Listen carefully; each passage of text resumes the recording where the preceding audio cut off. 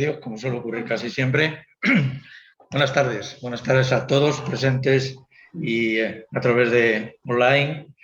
Bienvenidos a esta sesión del Foro de Ciencia y Tecnología, Ateneo Escurialense. Hoy es martes 21 de junio de 2022.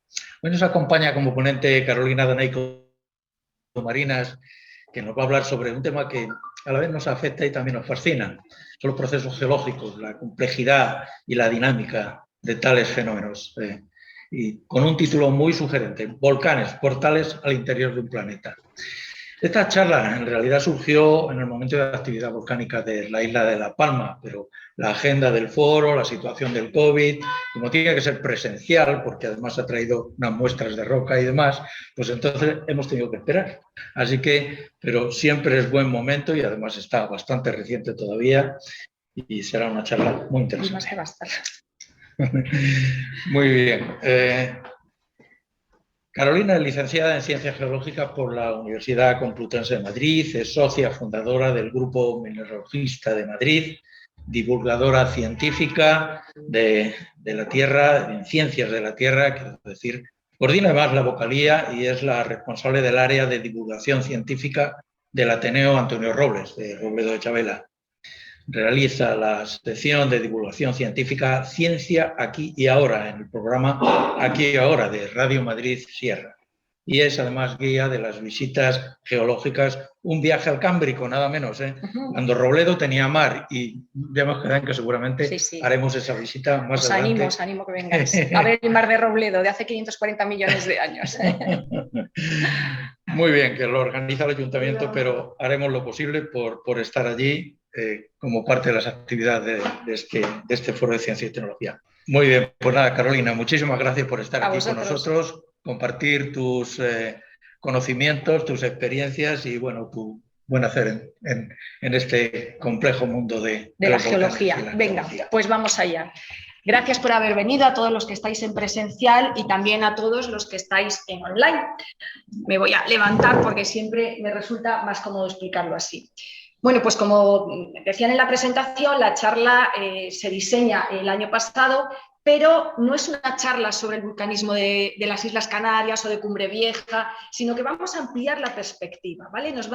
Vamos a ver que los volcanes nos ofrecen una información valiosísima de cómo funciona el interior de nuestro planeta, porque muchas veces sabemos más de Marte, ¿vale? Pues porque está mucho más en los medios, de cómo funciona el interior de nuestro planeta. Es un planeta absolutamente único y extraordinario. ¿Y por qué es único y extraordinario? Porque si nos comparamos con nuestro vecindario planetario, por ejemplo, nos comparamos con Marte, con nuestro satélite la Luna, tanto en Marte como en la Luna vemos efectivamente que hay señales de impacto, de cráteres de impacto, pero también señales de cráteres volcánicos, tanto en la Luna como en Marte. Es más, Marte tiene el edificio volcánico más grande de todo el sistema solar. Pero, sin embargo, ahora no tienen. Es una actividad volcánica del pasado, extinta. Ahora mismo, ni Marte, ni la Luna, ni ningún otro planeta del sistema solar, bueno, con Venus tenemos nuestras dudas, ya lo comento, tiene una actividad volcánica ahora mismo activa, y eso dice muchas cosas de nuestro planeta. Digo que Venus tenemos dudas porque Venus tiene una atmósfera tan densa que nos impide ver qué está pasando en su superficie. Entonces, en las ondas que se han enviado sí que pueden tomar alguna especie de imagen térmica y ahí sabemos que hay una superficie muy caliente, pero no estamos seguros de que haya actividad volcánica como tal. Salvo algunos satélites galileanos, que son los satélites de Júpiter, solamente la Tierra es el planeta del sistema solar que conserva aún actividad volcánica. ¿Y eso qué implica? Implica que estamos hablando de un planeta vivo, de un planeta que tiene un interior absolutamente caliente desde que se formó hace 4.600 millones de años, que no es baladí lo que estamos diciendo. Es decir, ese calor primigenio de la formación de la Tierra hace todo ese tiempo sigue todavía aún en su interior, todavía no se ha enfriado. Eso no le pasó ni a Marte ni a la Luna, por ejemplo, ¿vale? Que sí se llegaron a enfriar. Y bueno, hay otros procesos además también que han ayudado y que siguen ayudando a que ese interior continúe caliente, como la desintegración de elementos radioactivos Y bueno, y otros procesos complejos de cristalización del núcleo que no vamos a entrar. Voy a intentar ser lo más divulgativa posible porque la geología es un poco árida si no la hacemos entretenida y divulgativa. Voy a utilizar los mínimos términos técnicos posibles, pero hay que ser riguroso, algo tendremos, ¿vale? Bueno, pues la Tierra se forma hace 4.600 millones de años junto con el resto del sistema solar. O sea, se forma el sistema solar y con él la Tierra. No me voy a detener en las fases de formación del sistema solar, pero lo voy a pasar muy brevemente. Os voy a plantear una imagen para que lo tengáis claro. Imaginaros, bueno, una gran nube, una gran nebulosa de gas, de partículas de polvo que empieza a concentrarse tanto, que está en la concentración de materia que tiene y empieza a calentarse muchísimo. Todo lo que está caliente se mueve, es inevitable. Entonces empieza a girar sobremanera hasta que se concentra tanto la materia, con el movimiento, tanta velocidad y tal temperatura que se forma el Sol en el centro del sistema solar. Y después pues empiezan a nuclear un montón de objetos, o bien de forma esférica o bien de forma irregular. Esta es la imagen que os quería proyectar. Imaginaros una pista de karts en la que hay muchísimos más coches que carriles. Todos los coches van a máxima velocidad chocando unos con otros sin respetar nada. Pues eso era lo que era al principio el sistema solar. Pasan millones de años, el sistema empieza a enfriarse, los objetos empiezan a chocar unos con otros, están incandescentes y al chocar empiezan a hacerse cada vez más grandes, se pegan unos a otros y se hacen cada vez más grandes. Y al final de esos millones de años tenemos una pista de karts donde hay muchísimos menos objetos, donde ya cada coche respeta su carril y ya tenemos órbitas estables que tendríamos la imagen de ahora de nuestro sistema solar, ¿no? Con nuestros planetas, que sería esta última de aquí, con nuestros planetas en órbitas estables, mucho más alejadas entre sí esos objetos y alejados del Sol. En ese momento, que es cuando se forma la Tierra tendría ese aspecto, una bola incandescente, ¿vale?, de material que todavía no se ha organizado, todavía no se ha reordenado. Os planteo otra imagen. Imaginaros, cogéis una botella y la llenáis de arena, de agua y de aceite. Lo mezcláis todo. Dejáis que esa botella repose y entonces, ¿qué ocurre? La arena será el fondo, en medio tendremos el agua y arriba tendremos el aceite. Eso es lo que pasó con la Tierra. Ese proceso se llama de diferenciación planetaria, en el que los minerales y los elementos se organizan. Los elementos más pesados se hundieron al núcleo, hacia el centro de la Tierra, y los elementos más ligeros, el silicio, el carbono, el oxígeno, se fueron hacia las capas más superficiales. Y así es como lo tenemos ahora mismo. Esa reorganización de minerales y rocas de la Tierra esto fue después de 4.600 millones de años, pasados unos cuantos millones de años más cuando ya se enfría, dio lugar a las capas de la Tierra, a las distintas capas de la Tierra, esa reorganización de esa botella de agua, ¿no?, que os decía, ¿no? Y bueno, pues vamos a repasar un poquito nuestras capas, aunque yo creo que casi todo el mundo lo sabe, pero bueno, vamos a decir peculiaridades.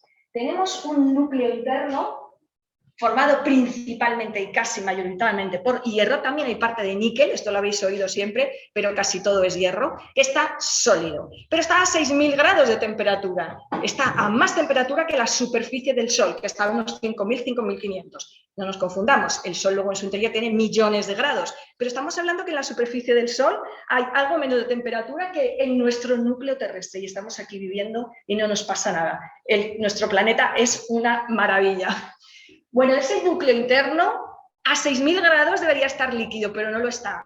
Hay tal presión, las presiones son tan colosales que impide que ese material esté en estado líquido y se encuentra en un sólido. No es un sólido como el conocemos, es un sólido que se llama sólido superiónico, es otro tipo de sólido, pero está sólido. Después tenemos una capa externa del núcleo también, que ese sí que está líquido ahí. Hay un poquito menos de presión, también hay 5.000 grados, 5.500, y entonces está hecho sobre todo de hierro, también un poco de níquel y otros elementos, sobre todo de hierro. Pero un hierro líquido a esa temperatura está en movimiento. Y esto es importante que lo retengamos en el pensamiento porque luego va a ser fundamental para cosas que vamos a explicar. Ese hierro líquido en movimiento se mueve en un movimiento que se llama corrientes de convección, que sería igual que el agua cuando cuece en un cazo. Imaginaros, el agua que está más en la base del cazo se calienta más, sube, hace una burbuja y se enfría y vuelve a bajar. Más o menos se está moviendo de esa manera ese hierro líquido en el interior de nuestro planeta. Después tenemos el manto, ¿vale? Hay un manto interior, un manto interno, externo. Ese manto está hecho del magma, de esa roca semifundida. Pero no os confundáis, el manto no está en estado líquido como hemos visto que salía el magma, la lava del volcán de La Palma. No, eso es porque se ha calentado más todavía, ¿vale? Está en un estado semiplástico, en un estado plástico y fácilmente deformable, pero por esas presiones no está en estado líquido. Luego vamos a ver qué procesos ocurren para que eso se caliente más todavía, entonces ya esté en un estado más líquido y como todo lo que está muy caliente tiende a ascender. Y bueno, pues si asciende y rompe y sale al exterior, tendremos un episodio volcánico. Pero esto lo vamos a ir viendo. Y luego pues tenemos nuestra corteza terrestre. Fijaros, quiero que os fijéis lo finita que es esta capa respecto a todo lo demás que estamos hablando. O sea que bajo nuestros pies, en el manto, las temperaturas van de 1400 a 3500 grados centígrados. Y sin embargo tenemos ahí una corteza que es sobre la cual vivimos y no pasa nada. Si estamos aquí bajo nuestros pies, hay pues un monstruo de temperatura, ¿no? La corteza terrestre tiene un espesor medio de unos 30-35 kilómetros, pero dependiendo de dónde estemos, en qué lugar del planeta estemos, pues tenemos de unos 8 a 10 kilómetros, fijaros, es muy poco para tener ahí abajo el manto caliente. Eso ocurre por debajo de los océanos, ¿vale? La corteza oceánica es mucho más fina y luego está la corteza continental, que es la de los continentes, la de las tierras emergidas por encima del nivel del mar. Pues dependiendo de dónde estemos, pues tenemos unos espesores muy distintos, ¿no? Si estamos en los Himalaya, pues tendremos 80 kilómetros de espesor y si no, pues tenemos menos. Seguimos. Bueno, esto era un poco para que vierais efectivamente las partes de la Tierra, las temperaturas, y esto ya lo hemos comentado. Bueno, os decía que retuvierais en vuestro pensamiento que teníamos un núcleo externo muy caliente en movimiento hecho de hierro. Bueno, pues eso es fundamental y esencial para que estemos hoy aquí hablando todos. Sin ese núcleo caliente fluido, no existiría la vida en la Tierra. Hace años se pensaba que los procesos geológicos y la dinámica de la Tierra no tenía influencia nada que ver en el desarrollo de la vida y que existiera la vida. Ahora se sabe que es totalmente al revés. Empezando por esto que vamos a ver y terminando por el movimiento de los continentes. Se ha visto que esto es fundamental para que la vida en la Tierra exista y se desarrolla como se desarrolla. O sea, que la geología y la vida está estrechamente ligada y dependiente. Bueno, ¿qué tenemos en nuestra diapositiva? Pues os hablaba de que ese núcleo caliente está en movimiento. Ese movimiento del hierro lo que genera es una burbuja protectora de nuestro planeta que se llama campo electromagnético o magnetosfera. Para los aficionados a la ciencia ficción, a mí me encanta Star Wars, por ejemplo, ¿os acordáis esas imágenes que van las naves, están ahí acribillando así, a la estrella de la muerte o lo que sea, y la estrella de la muerte tiene un campo alrededor que rechaza todos esos? Pues eso pasa en la Tierra. No hace falta irnos a la ciencia ficción. Tenemos una burbuja alrededor nuestro, alrededor de nuestro planeta, que es esto que está representado en esas líneas azules, que se llama magnetosfera o campo electromagnético. ¿Qué hace? Lo que hace es desviar todas las partículas sumamente energéticas que provienen principalmente del Sol y otros lugares del cosmos también, pero nuestra fuente más cercana de partículas de alta energía es el Sol, porque es lo que tenemos más cerca. Entonces, eso que se habla del viento solar se llama viento solar por algo, ¿vale? Entonces son partículas cargadas energéticamente de alta energía. ¿Qué hace el campo electromagnético? Lo desvía. Esas partículas desvían todas esas energías, altas energías del Sol, sin las cuales, con esas energías, expuestos a esas energías, no habría vida en la Tierra, ¿vale? ¿Qué es lo que pasa en Marte? ¿Qué es lo que pasa en la Luna? Necesitamos niveles de protección para que la vida pueda ser posible. ¿Por qué? Porque o bien sin este campo de protección y sin atmósfera, nos achicharraríamos o nos congelaríamos, dependiendo de si nos da el sol o si estamos en la gira de la Tierra, estamos en la cara oscura. Y segundo, porque todas esas partículas impiden los enlaces del ADN. Entonces no hubiera sido posible la vida. Bien, pues entonces tenemos nuestro campo electromagnético. ¿Por qué sabemos que hay un campo electromagnético? Porque es invisible, estamos diciendo, ¿no?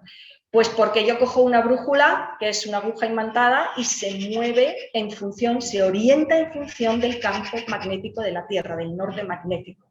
Y luego porque hay un fenómeno absolutamente increíble en la Tierra que nos dice que eso está funcionando, y se llaman las auroras boreales, australes o boreales.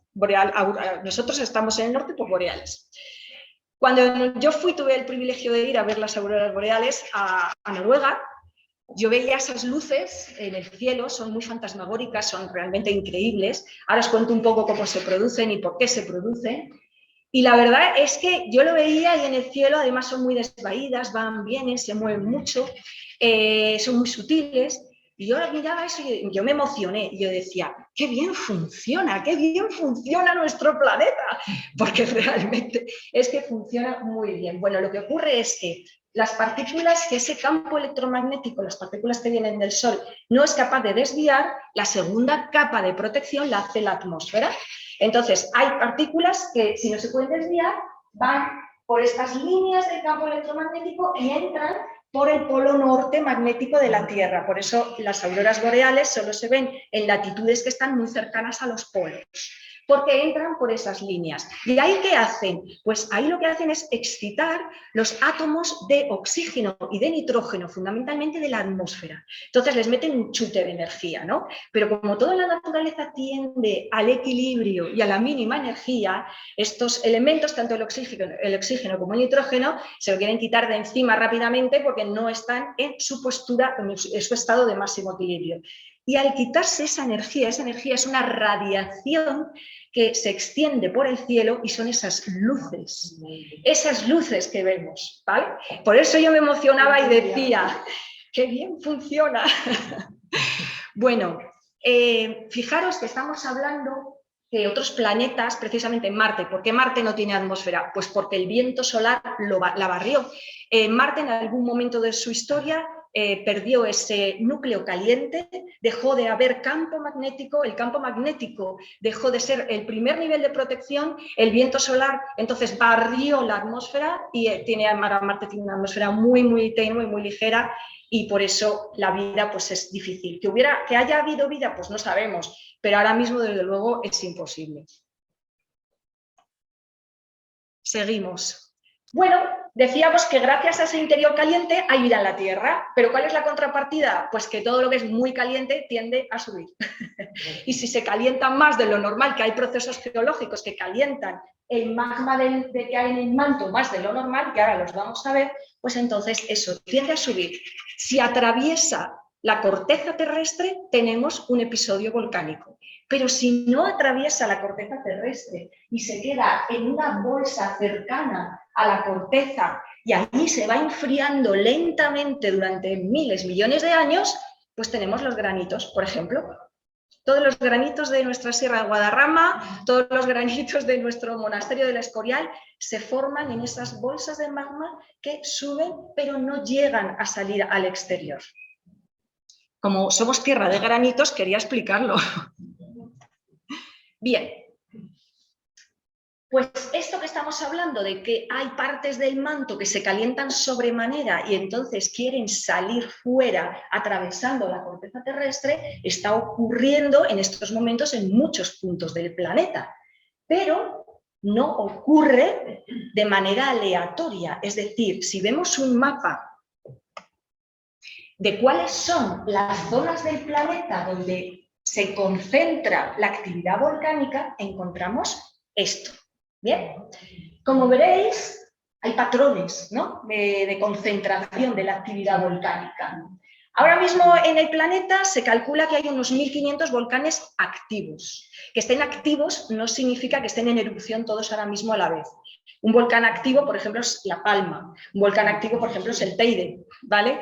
Es decir, cualquier tipo de manifestación térmica, emanación de gas, aumento de temperatura, aumento del volumen del terreno, se considera que todavía hay actividad volcánica. Bien, la norma o el protocolo es que si pasan 10.000 años sin ningún tipo de manifestación volcánica, entonces se considera un volcán apagado o extinto. Mientras no pase ese tiempo, tenemos un volcán activo, que a veces está en erupción y a veces no.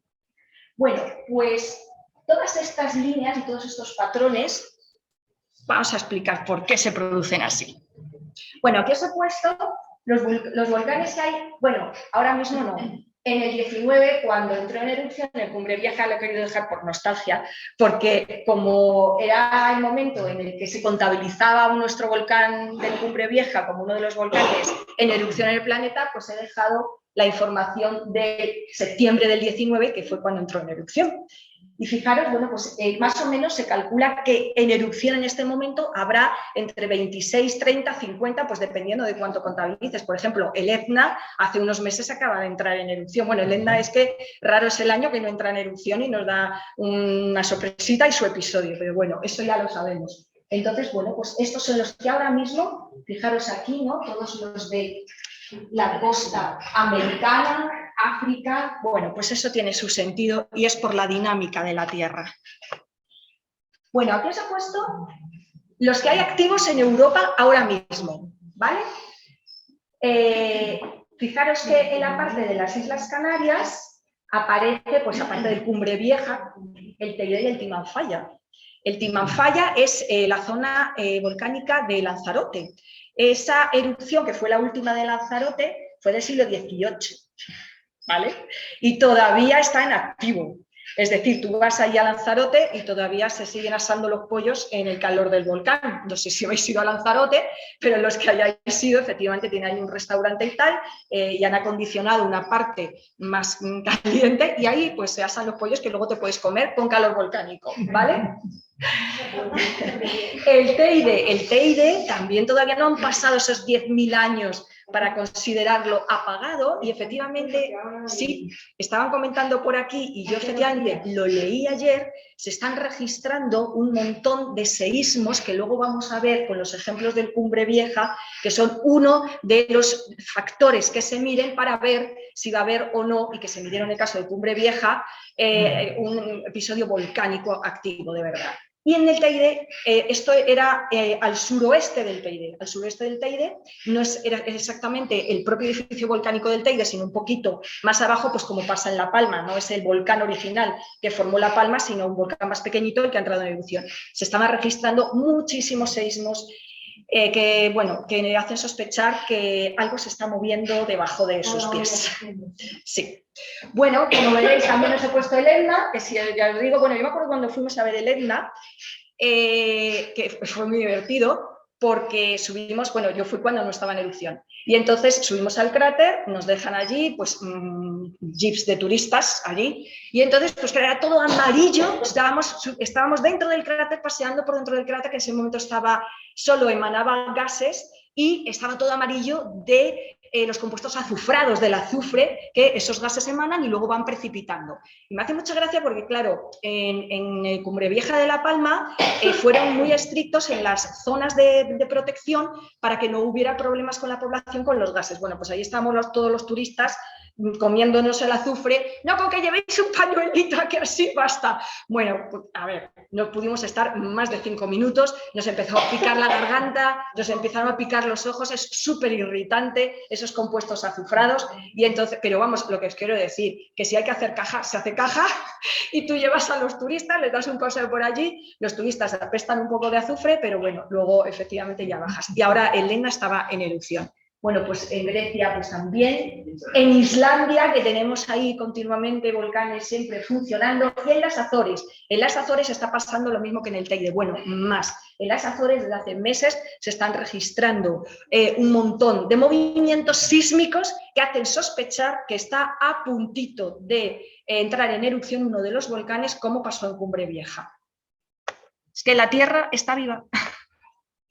Bueno, aquí os he puesto, fijaros que este mapa se parece un poco al de la concentración de volcanes en la Tierra, ¿no? También, Estas líneas que vemos así, que tienen esos triangulitos, pues era donde se concentraban esas actividades volcánicas. Bueno, ¿qué pasa aquí para que tengamos ese mapa parecido a este y el otro? Voy a explicar. Hablamos de que la corteza terrestre es la parte más externa de la Tierra, que está fría y rígida, ¿bien? Pero lo de abajo está plástico. Y esa corteza terrestre no es uniforme, está dividida en grandes fragmentos o piezas. Y esos fragmentos y piezas se mueven e interaccionan entre sí y flotan sobre lo que hay debajo, ¿bien? Esas son las placas tectónicas. Y este mapa representa los diferentes tipos de placas tectónicas que ahora vamos a ver. Lo correcto, os estoy diciendo que digamos que la corteza terrestre flota sobre el manto. Bueno, eso no es correcto a nivel geológico, ¿vale? Lo correcto es decir que la litosfera es la que flota sobre la astenosfera. La litosfera es la parte esa rígida de corteza fría, pero es que la parte más externa del manto también es rígida y fría. Entonces, todo ese bloque rígido y frío que compone la litosfera es la que flota sobre la astenosfera, pero vamos a decir corteza y manto, que yo creo que va a ser más fácil para vosotros, ¿vale?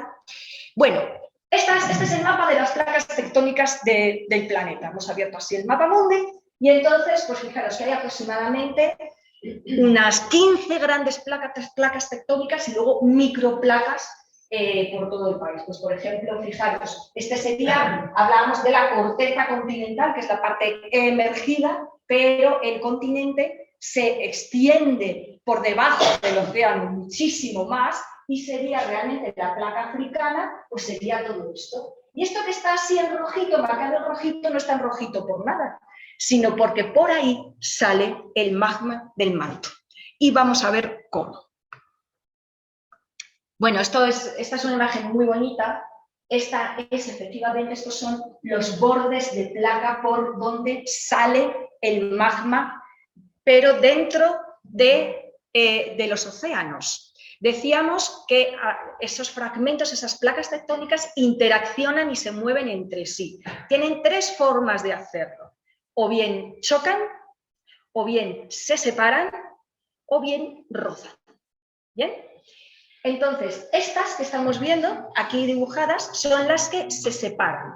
Se llaman las dorsales oceánicas y es una grieta que se produce en el fondo de los océanos que conecta directamente el manto con la superficie. Ahí no tenemos grandes episodios volcánicos, ni sale así el magma con grandes explosiones, no. Va saliendo y va empujando, sale y empuja a ambos lados las dos placas tectónicas.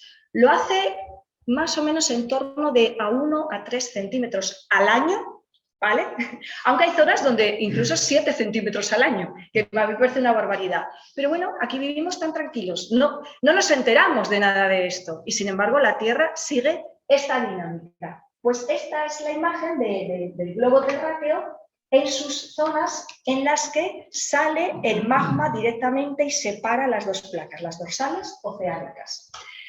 Esto se ha visto, o sea, esto al principio eran teorías y tal, pero esto se ha podido filmar ya. En YouTube encontráis ya incluso filmaciones en que se ha podido enviar robots a los fondos marinos para filmar por dónde salen estas grietas por las que se abre la Tierra. Acordaros que la corteza oceánica tenía un espesor de 8 o 10 kilómetros. Es que eso para la Tierra es poco, para el calor de la Tierra que hay por debajo. Entonces eso se rompe y va saliendo, va saliendo. Bueno. Entonces, si tenemos zonas del planeta por donde está continuamente creándose corteza y nuestro planeta no aumenta de volumen, tiene que haber zonas donde se destruya corteza. Esto lo estoy diciendo así con mucha naturalidad, pero estamos hablando de grandísimas masas de tierra, grandísimas masas de roca que tienen esta dinámica. Esto es alucinante cómo funciona nuestro planeta.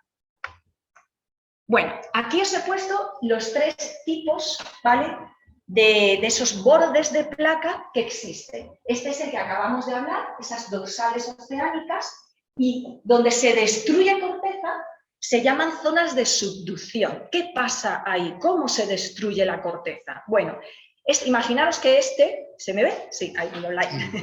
Este es el continente emergido, ¿vale? Este es el fondo del mar, la placa oceánica. Bueno, pues hay zonas del planeta donde esta placa oceánica se sumerge bajo el continente. ¿Bien? Y ahí vive la gente también, sobre la corteza terrestre. Aquí va a decir, no pasa nada. Bueno, a veces hay terremotos y hay muchos volcanes en esas zonas, ¿vale? Esas zonas son las que antes, pues vamos a pasar aquí. Estas zonas con estos triangulitos son estas zonas de subducción donde chocan las dos placas y al chocar siempre es la corteza oceánica la que se sumerge por debajo de la corteza continental porque es más densa y siempre lo más denso se sumerge sobre lo más ligero habitualmente. Entonces aquí tenéis en este mapa pues, los dos tipos de zonas de contacto de corteza oceánica que decíamos, perdón, de placas tectónicas que decíamos. Estas son las dorsales donde se crea corteza oceánica y estas son donde se destruye corteza oceánica y chocan las placas tectónicas. Por eso, en toda la costa americana y sudamericana tenemos tantos volcanes en México, en Colombia, en Chile. ¿Por qué? Porque imaginaros las fricciones colosales que provoca que una parte del planeta se sumerja bajo otra parte del planeta y se vaya hacia el manto otra vez. Estas fricciones generan una temperatura enorme y a veces, y esto es lo que genera los terremotos. Si esto ocurre en el mar, en un fondo oceánico, pues esa energía se libera al agua y tenemos un tsunami. ¿Vale? Es un terremoto que se ha producido en el fondo del océano. Bueno. Vale. Bueno, pues aquí fijaros que os he puesto, pues, o sea, la mayor parte de la actividad volcánica del planeta se desarrolla aquí y se desarrolla ahí, es decir, en las zonas de dorsales oceánicas donde estamos creando corteza oceánica y luego donde destruimos por toda esa fricción del planeta. Bien, pero hay una tercera actividad volcánica, hay un tercer tipo de volcanes que es precisamente al que pertenece todas las Islas Canarias, Hawái, las Azores, que no tiene nada que ver, es un volcanismo que no está asociado a los bordes de las placas tectónicas, a esa interacción que hacen las placas tectónicas unas con otras. Pues no tiene ninguna relación. Entonces lo hemos llamado un vulcanismo tipo punto caliente o pluma mantélica. Y ahora es en el que nos vamos a enfocar un poquito porque es el que explica el vulcanismo de las Islas Canarias y el de Cumbre Vieja. Y si saliera el Teide dentro de poco, o si las Azores, que esperemos que no, pues es este tipo de vulcanismo. Entonces, durante mucho tiempo los geólogos no nos hemos explicado bien por qué en determinadas zonas del planeta, así porque sí, de repente hay más calor, más temperatura en el manto, sin que haya pues ese roce de placas. Y seguimos sin saberlo del todo, ¿eh? Bueno. Este es el proceso de formación de cualquiera de las Islas Canarias y de cualquiera de las islas de Hawái y cualquiera de este tipo de vulcanismo que llamamos de punto caliente o pluma mantélica. Bueno, lo que ocurre aquí es que, ya les digo que no sabemos muy bien por qué, ahora ya ha habido unas investigaciones sobre el núcleo de la Tierra que nos están dando mucha información sobre los motivos o las razones de por qué ocurre esto, y ahora lo comento brevemente. Bueno, de repente, en una zona del manto profundo, esa zona se calienta muchísimo más que todo el manto que tiene a su alrededor, que todo el entorno. Entonces, como decíamos, todo lo que está mucho más caliente se hace mucho más líquido y tiende a subir como el agua del cazo ese que hablábamos. ¿Bien? Entonces, cuando eso ocurre, hablábamos de que esto siempre pasa en los fondos oceánicos.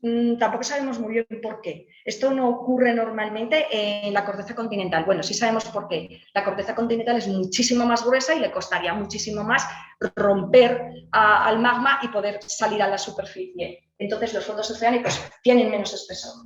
Entonces al principio es una fisura, ¿vale? Es una fisura por la que se va calentando y la corteza terrestre, la corteza oceánica en este caso, se va adelgazando, porque claro, la vamos calentando. Empieza a subir más y más y más magma, empieza otra vez aquí a hacerse un edificio volcánico y al final sale por la superficie, llega a ser tan alto que llega a la superficie del nivel del mar y sale por encima de la superficie del nivel del mar y se construye lo que es un volcán en medio del océano. Es eso, un volcán en medio del océano. Os decía que no se saben muy bien los motivos por los cuales esa zona del manto se calienta muchísimo más que el resto. Ahora han hecho unos estudios sísmicos muy interesantes en Hawái, que es el mismo tipo de vulcanismo, en el que lo que ven es que el núcleo de la Tierra no es exactamente uniforme, no es una esfera perfecta, sino que tiene como irregularidades. Entonces, algunas de esas irregularidades lo que hacen es que el núcleo se extienda algo más arriba y por lo tanto esté influyendo en el calor del manto y por lo tanto el manto de esa zona se caliente más. Todo esto lo sabemos a través de las ondas sísmicas, o bien de los terremotos o bien de cargas sísmicas, detonaciones sísmicas que se hacen a propósito con fines científicos. Son las ondas sísmicas las que nos dicen cómo se comporta el interior de la Tierra. Todo esto lo sabemos de esta manera, también a través del material que nos dan los volcanes, temperatura, composición, y así vamos reconstruyendo algo a lo que no podemos acceder, que es el interior de nuestro planeta.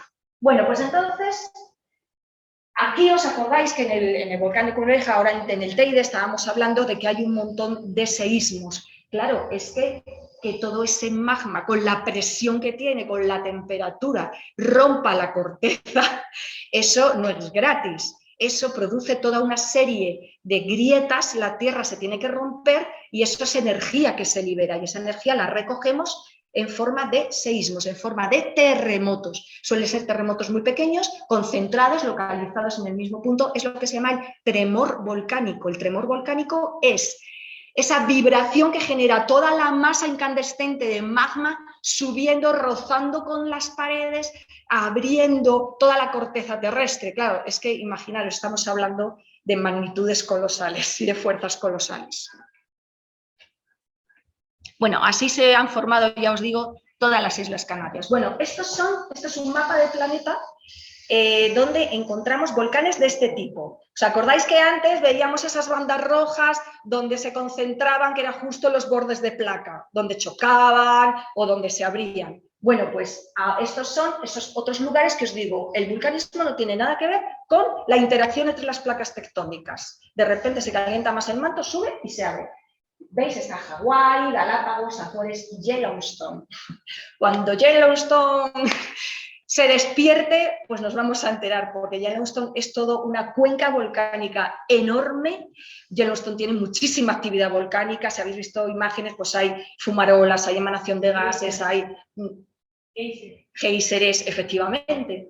Eso está muy en activo y está latente. Y bueno, pues Islandia, fijaros que el caso de Islandia es curioso, porque esta línea que tenemos aquí es justo la línea de las dorsales oceánicas, donde se abre y entonces ahí empieza a salir. Os decía que ahí no hay grandes episodios volcánicos, sin embargo, justo ahí sí que tenemos todos los episodios volcánicos de Islandia, en ese punto, ¿no? Bueno, esto es una imagen también que nos da una idea muy buena de cómo se mueve y cómo funciona la Tierra. Hablábamos de que este tipo de vulcanismo es porque el manto se calienta sobremanera, puntual, en un punto concreto, ¿vale? Este punto concreto del manto se mantiene fijo en el tiempo, más o menos, pero fijo en el tiempo. ¿Pero qué pasa con lo de arriba, que decíamos que flotaba y se movía? Pues que eso sí se va moviendo. Con el paso de los millones de años, la corteza terrestre se va moviendo. Entonces, si yo tengo esto aquí, ¡pum!, se forma aquí un volcán. Esto se mueve, se forma otro volcán. Esto se mueve, se forma otro volcán. Esto no se mueve, ¿vale? Lo que se mueve es lo de encima. Y entonces así tenemos una hilera de volcanes, como por ejemplo es el complejo de las Islas Canarias, que vamos a ver en una foto aérea, lo vais a entender mejor, a lo largo del tiempo. Es decir, aquí tengo mi punto caliente o pluma manteiga, pero lo de arriba se va moviendo. En este caso se mueve, en este caso se ha movido, o sea, aquí empezar, o sea, este punto estaría aquí al principio y se ha ido desplazando, ¿vale? Este desplazamiento puede ser muy lento o muy rápido.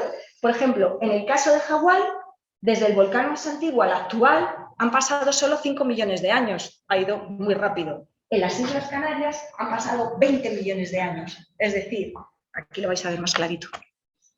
Vale. Desde que se formaron las primeras Islas Canarias, en este caso, Lanzarote y Fuerteventura, hasta las últimas, en este caso La Palma y Hierro, han pasado 20 millones de años. El punto caliente se mantiene en el mismo sitio y lo de arriba se va moviendo. ¿Se entiende? Y bueno, pues esto es una foto aérea del complejo volcánico de las Islas Canarias. Y así se han ido formando. Fijaros que la isla de La Palma solo tiene 2 millones de años. O sea, eso para la Tierra es nada, para la historia geológica, el tiempo geológico. Y en el Hierro, que es la de abajo, pues es que tenemos ahora mismo, se está formando. Hace unos años ahí surgió un volcán submarino, que también generó mucho susto. Pero bueno, afortunadamente en la zona de la Restinga.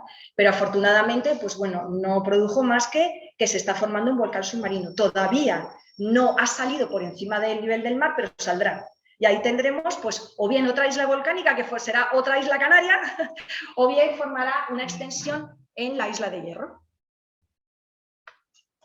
Y nos vamos a centrar ahora, en concreto, en La Palma. Fijaros esa imagen aérea de La Palma. ¿Qué veis ahí? Pues un volcán, pero entero. La isla es un volcán entero. No ahora. El Cumbre Vieja está aquí. ¿Vale? Pero fijaros qué volcán tan enorme que formó originariamente la isla. Esta es la caldera de Taburiente, que es la que formó la isla hace 2 millones de años. ¿Vale? Estas rocas que he traído hoy son de esa época, de hace 2 millones de años. Lo siento por los que estáis online, he traído material para tocar y ver de volcánico y ahora lo iremos pasando y bueno, luego os lo voy a enseñar a cámara para que os podáis hacer una idea, pero no es lo mismo tocar y ver que desde ahí, desde la distancia.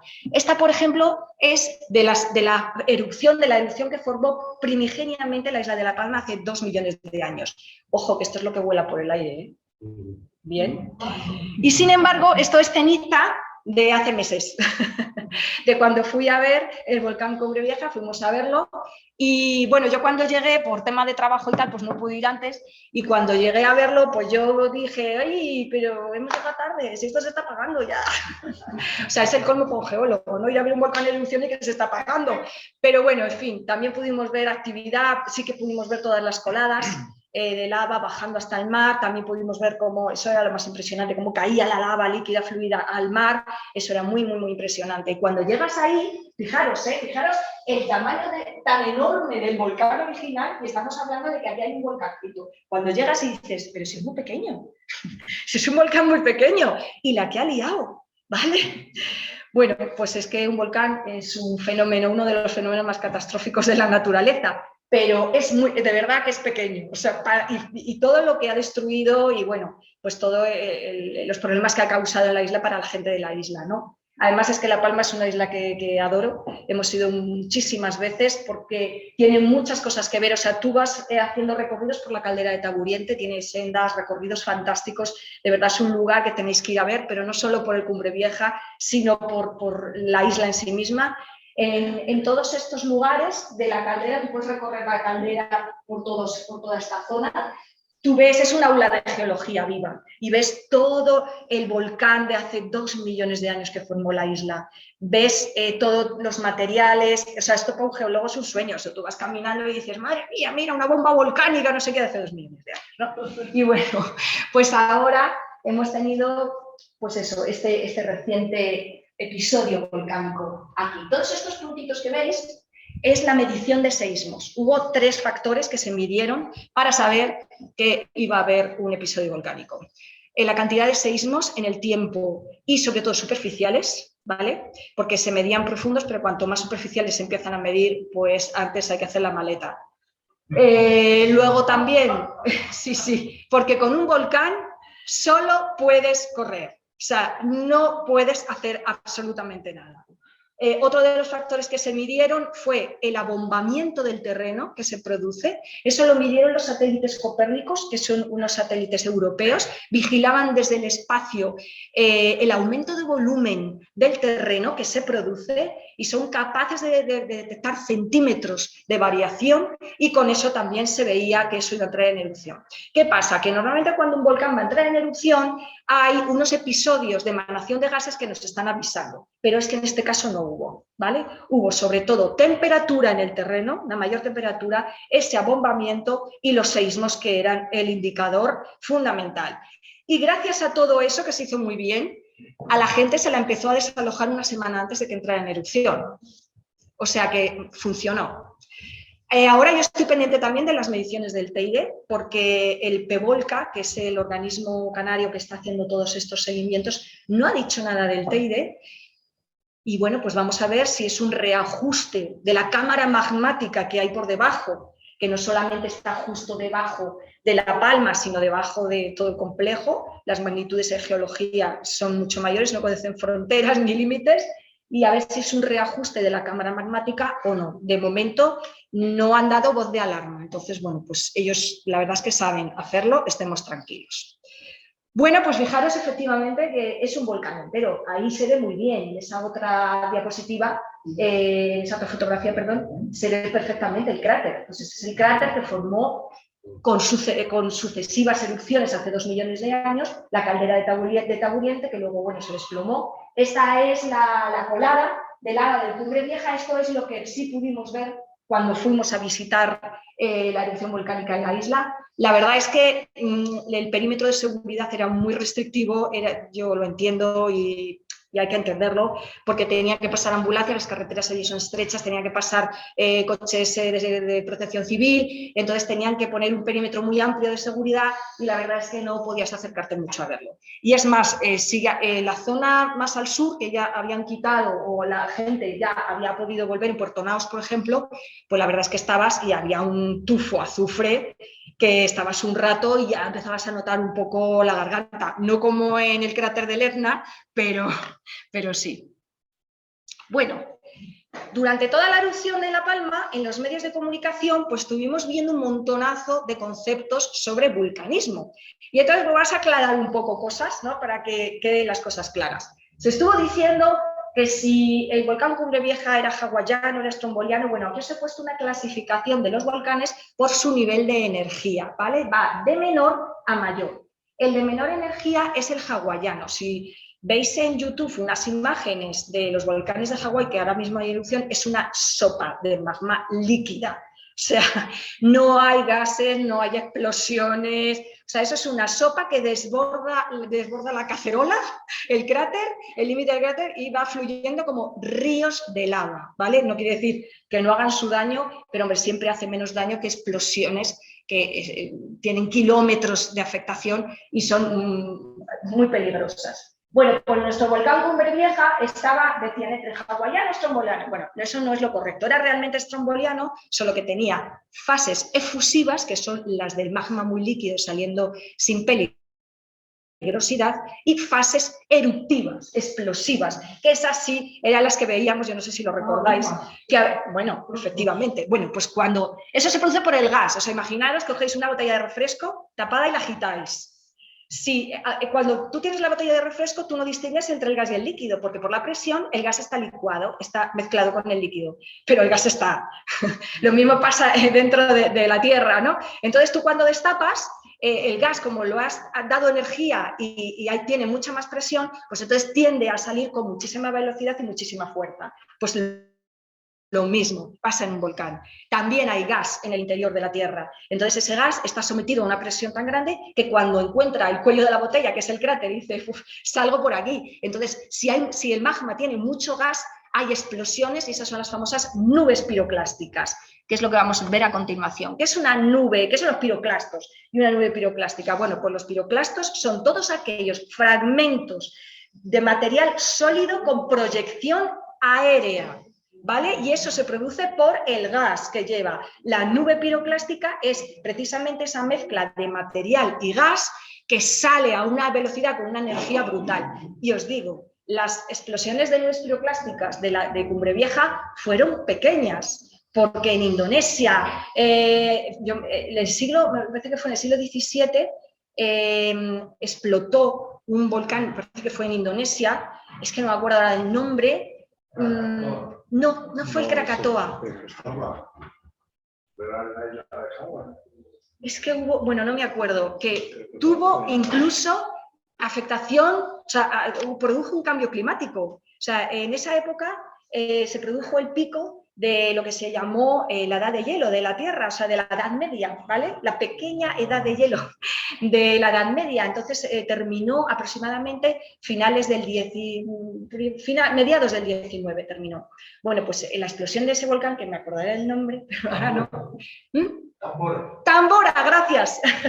El Tambora, efectivamente. Tuvo una explosión bueno, era enorme ese volcán, entonces proyectó al aire tal cantidad de cenizas, pues como pasó en Islandia hace unos años que hubo que cortar el tráfico aéreo. Bueno, pues esto fue todavía mayor y como lo proyectó a unas alturas enormes, pues entonces produjo un oscurecimiento de la atmósfera y entonces eso impide que nuestro efecto invernadero, que es necesario para la vida, aunque ahora tenemos estos problemas con él, pero es necesario para la vida, pues entonces se enfriará. Y hubo ahí temperaturas, bueno, lo llamaron el verano sin verano.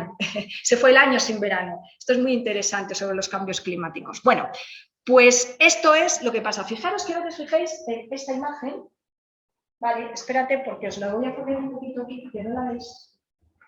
Ahora. Esta es la comparación de una persona con un bloque proyectado. Esas son las bombas volcánicas. Imaginaros, o sea, cuando tú vas haciendo las rutas por la caldera de Taburiente y vas viendo la erupción que formó la isla hace 2 millones de años, tú te encuentras con las bombas volcánicas ya fosilizadas, ¿no? Pero son como coches, como casas, y eso pues es lo que vuela también por el aire. Entonces ahora os voy a pasar para que lo veáis, para que lo toquéis. Bueno, quiero que os fijéis. Esto también es lo que vuela por el aire, ¿vale? ¿Tenéis en vuestras manos rocas de 2 millones de años? Fijaros todos los agujeritos, ¿vale? No llega a ser piedra, pero casi. Eso es el aire que se está mezclado con la roca incandescente todavía cuando está en la proyección. Entonces, cuando ya sale, por la presión, el aire se va por un lado y la roca queda por otro. Fijaros esas. Y estas son las que van fluyendo. Estas son las que estarían, las lavas del suelo, las que estarían fluyendo. Bueno, ahora enseñaré algo por online, ¿vale? Bueno, a la cámara. Pues eso que tenéis ahí en la mano, que tiene 2 millones de años, lo podemos comparar con esto, que es ceniza de Cumbre Vieja, que tiene meses. Podéis abrirlo y tocarlo. Esto vuela por el aire. Y este que es el famoso lapilli o picón, ¿vale? Pues también vuela por el aire. Entonces, para que os hagáis una idea de que está cristalizado, está duro, o sea que eso si te cae, ojo, por eso os digo que ante un volcán lo único que se puede hacer es marcharse, esperar. Sí, claro, azufre. Esperar a que la cosa se calme y luego volver, que es lo que hicieron en Lanzarote.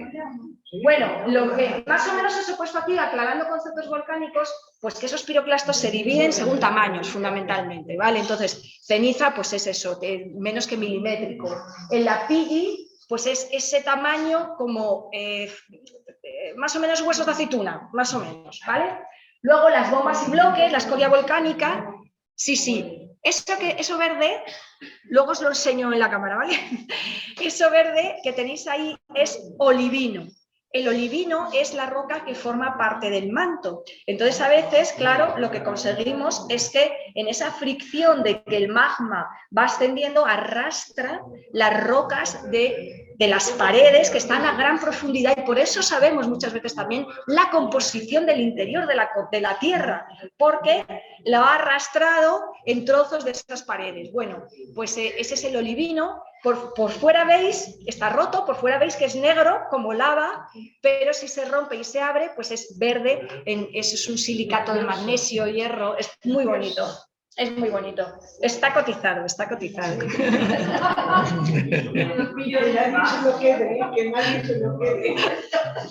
Se utiliza en joyería, se pule y se utiliza en joyería. Ese es de Lanzarote. Y está prohibido cogerlo, este está comprado porque está prohibido cogerlo, ¿vale? Y ese es comprado porque sí que hay tiendas que está permitido y lo tienes certificado y no tienes ningún problema luego en el avión y esas cosas. Bueno, pues fijaros que llueve todo eso, o sea, que por eso os decía, y es curioso que llueve todo eso, que el Etna cada año tiene su episodio volcánico y yo cuando fui al Etna flipé porque la gente vivía al borde de la ladera del volcán. Y yo decía, pero madre mía, pues esta gente está loca, ¿pero qué hacen aquí? Bueno, pues durante toda la historia de la humanidad, todas las civilizaciones han vivido cerca a las laderas de los volcanes. ¿Por qué? Porque la Tierra es súper fértil. Con el paso del tiempo, la Tierra es muy fértil. La piedra volcánica, la roca volcánica, aporta todos los elementos que necesitan las plantas, hay muchas gracias, que necesitan las plantas para crecer bien. Fósforo, potasio, hierro, calcio. Entonces, cuando ya todo eso se hace un poco de suelo, pues las plantas viven muy bien. Eso, por ejemplo, fue un ejemplo magnífico de Lanzarote. La última erupción de Lanzarote fue, si no me equivoco, en el siglo XVIII. Gracias, que falta la verde.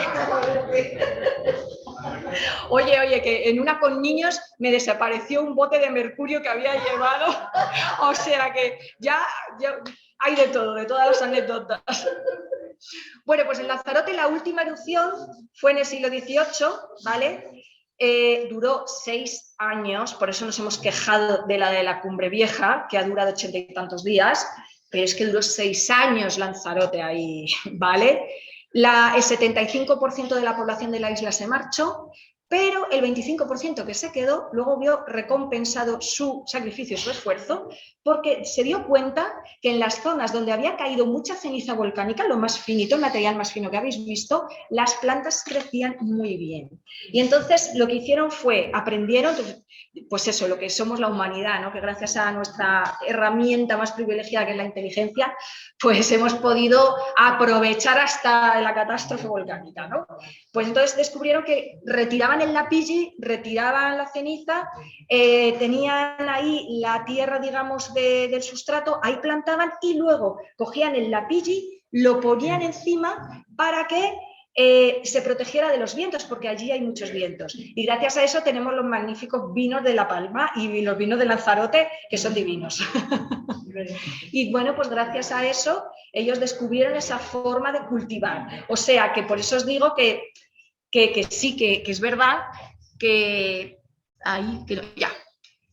un volcán es uno de los fenómenos más catastróficos de la naturaleza. Es cierto, junto con pues tsunamis, terremotos, ciclones, y sin embargo pues hemos vivido ahí siempre arropados por la fertilidad que nos daba el material que salía de allí, ¿no? Y bueno, pues es que vivimos sobre la superficie de un viejo planeta que no siempre está hecha a la medida del humano. Y con esto acabamos.